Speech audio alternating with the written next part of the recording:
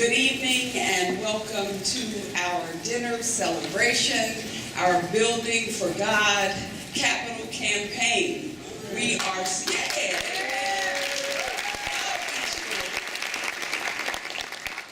so excited, I can tell you, to get to this point where this dinner is happening and we are no longer planning for it. Somebody knows what I'm talking about. Amen.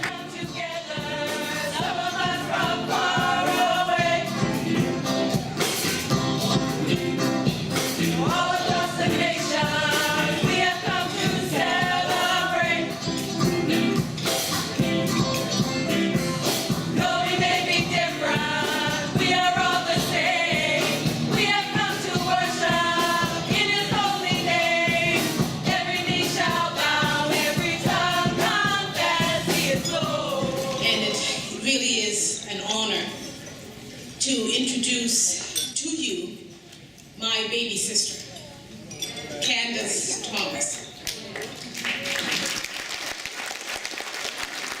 For God hath not given us the spirit of fear, but of power and of love and of a sound mind. 2 Timothy 1:7.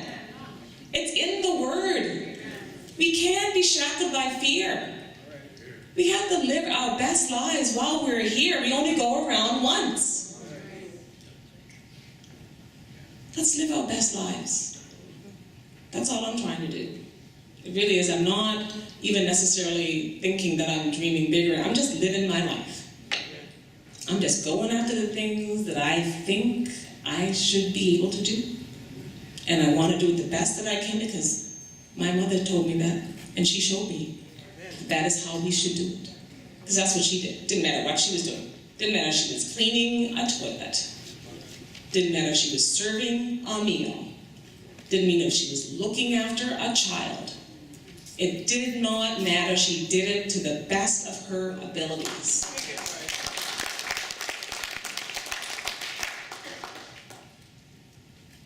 Our greatest glory is not in never failing, but in rising every time we do fail, says Confucius. Again, not me.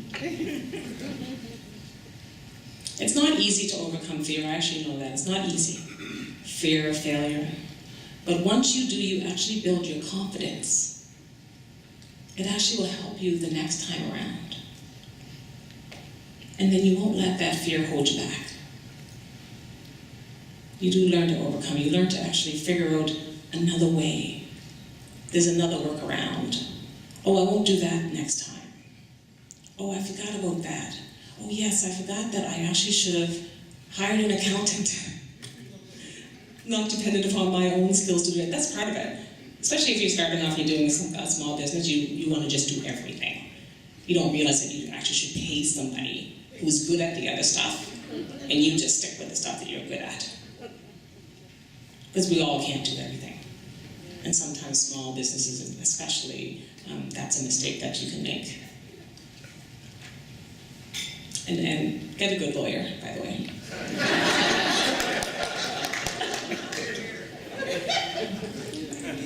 Shame.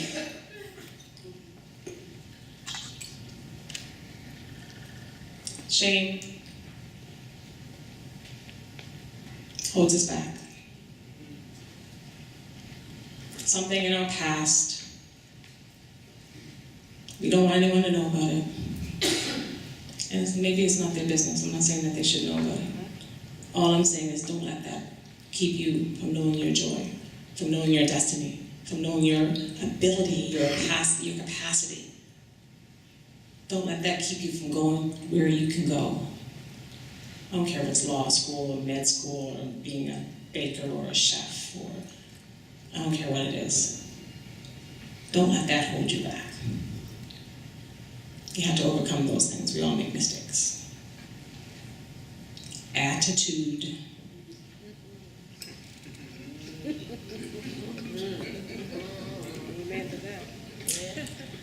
The greatest discovery of all time is that a person can change his future by merely changing his or her attitude. Like I said before, if I didn't think I was worthy, I would not be a co-owner of Mills, and I would not be a partner at Stoughton Coffee. I wouldn't. If I had the attitude that I'm some poverty-stricken, girl who just really shouldn't be able to do anything, I'm not smart enough, not good enough, and really thought that in here, if that really was my attitude and I actually couldn't break that thought cycle, that pattern, there's no way that I would be where I am right now. And if East Preston Church, if you didn't think that your people could get dressed up and come here tonight, you wouldn't be on the way up. Attitude, the way you look at the world, the way you look at other people, the way you value yourself, that helps make that path clear. Oh dear.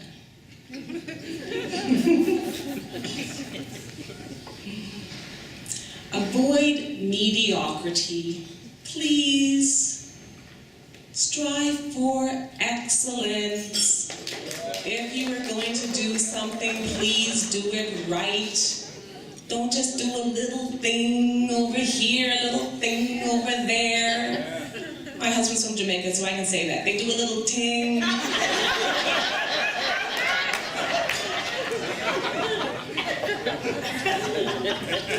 Someone's on the side of the road selling banana. Someone else sees them making a little money selling the banana. The next day there's 20 people on the road selling banana.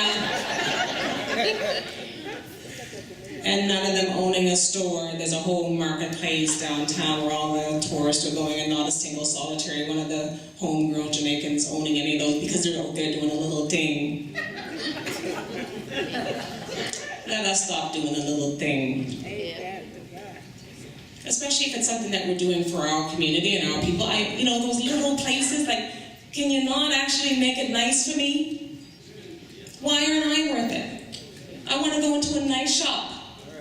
I actually want an appointment. And I want you to make that appointment because my time is actually valuable. Just like yours. Let's stop with the mediocrity. Enough already. It is time for excellence. It is time to do our best every time. Don't let us slide. So where are we going, Tyson? I think there's one more slide to show where we're going.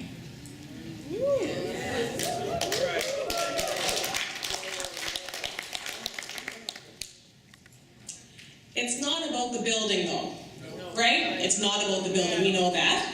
That's right. We need the building, but it's not about the building. And you all know that already, because I was on your website. It tells everything that those core principles and values are there. And that is what it's about. It's not about the building. God's vision. Empowering people, united by Christ. East Preston United Baptist Church will be a safe haven where people experience love, acceptance, encouragement, healing, deliverance, biblical training, spiritual intimacy, development of gifts, which I've seen in action. I've seen people up there speaking who you would never expect to be speaking. In other churches where it's the same old people being cycled all the time. I don't see that when I go to East Preston Church. Thank you. People testing their faith. They're sharing their talents. We're all not going to do it at the same level, but it's beautiful when people know that they're going to go there, they're going to have something to say, and the people in the congregation want to hear their voices too. And you know what? They actually do have something good to say.